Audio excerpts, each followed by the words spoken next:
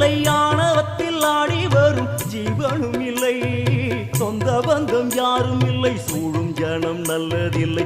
உன்னை என்று இவ்வுலகில் வல்லதொரு தெய்வம் இல்லை. தடுமாறி திருக்கோயில் வந்தேன் அம்மா, அம்மா ஜெகதீஸ்வரி, உந்தன் குழந்தை என்னை ஆதரி.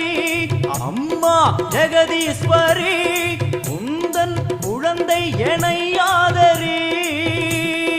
நீ வந்து தாயாக என்னை தாங்கணும், உன் மடி மீது தலை வைத்து நான் ஏங்கணும்.